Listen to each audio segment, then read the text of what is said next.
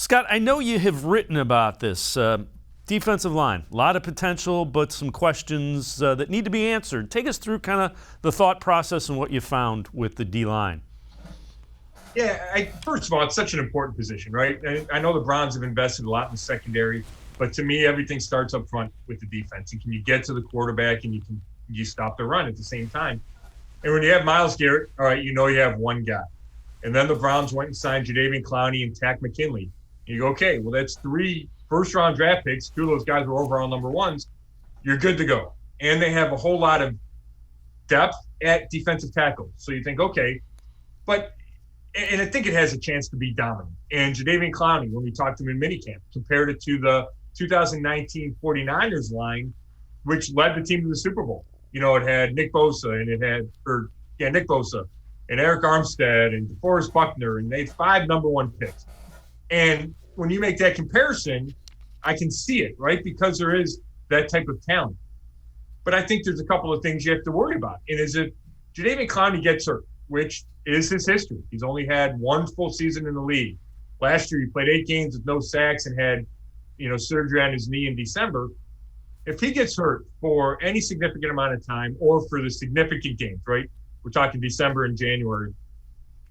Then I question the depth. Is Takk McKinley ready to be your number 2 end? And if he's not, or if he is, then your number 3 end now becomes Curtis Weaver or Porter Gustin. And I have questions there. And it feels like a position where you need as much depth as possible. So it's really important that Clowney stays healthy for this line to live up to its dominant potential. And then when you look at the interior, they lost both starters. Larry Ogunjobi, who I know a lot of people think underperformed last year, and maybe he did, but to me, he's still a starter in this league. And then Sheldon Richardson was cut, and to me, he was a borderline Pro Bowl guy. So you lose both starters inside. Then you replace him with Andrew Billings, who opted out last year but was a starter with the Bengals, and Malik Jackson, who I like. He's a veteran guy. He's a different body type. He's 6'5", 290. I think he's still got some stuff left in the tank. You can play him at end if you want to go really big up front. So I still think it might be a drop-off from the 2 guys that they had last year. And then the depth after that is still unproven. Jordan Elliott, the 3rd-round pick a year ago, didn't do a whole lot as a rookie. Now, if he steps up and lives up to that 3rd-round billing, then all of a sudden you have, another big-time body in it. And then you have Tommy Togiai, the rookie, who I like, but he still needs to prove it. Marvin Wilson, the undrafted guy that the Browns obviously liked because they paid him a big bonus to sign him, but he's still a rookie, and he was undrafted. Malik McDowell, the former 2nd-round pick who's never played an NFL game and has had all kinds of off-the-field issues. So I just think there's some questions there at a position that's going to be so important. And, again, the upside is huge, but a couple things need to go the right way and a couple questions need to be answered for it to be as good as the Browns need it to be. Yeah, and the flip side of it is Andrew Berry has given multiple options, which I like the thinking. You name all those guys, and the thought has to be 1 or 2 of these guys is going to have a year where they kind of break out. Yeah, and I think you're right. And I think that's especially true at D-tackle.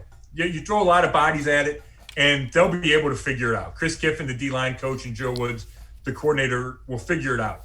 And if Clowney stays healthy, then, you got Clowney and Garrett and McKinley, and with Malik Jackson who's kind of your 4-man passing situations pass rush, and I really like that.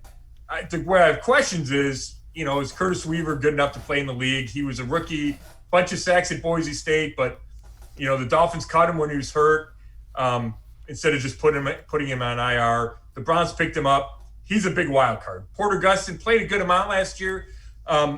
I think it's solid against the run, but really didn't show much as a pass rusher. So, that's where the questions are. And, again, when you look at this team as a whole, there's not a lot of weak links and there's not a lot of questions. And I think we're kind of looking for some questions. But for it to be such a key area, those are kind of the concerns I have. And now, if Clowney gets injured, maybe the Browns make another move. Maybe Olivier Vernon gets healthy from that Achilles and the Browns can sign him. Or, bring back Adrian Claiborne or find another veteran that you can sign during the season to plug in and he can have an impact. Now, the hope, obviously, is Clowney stays healthy, and he looked really good in minicamp.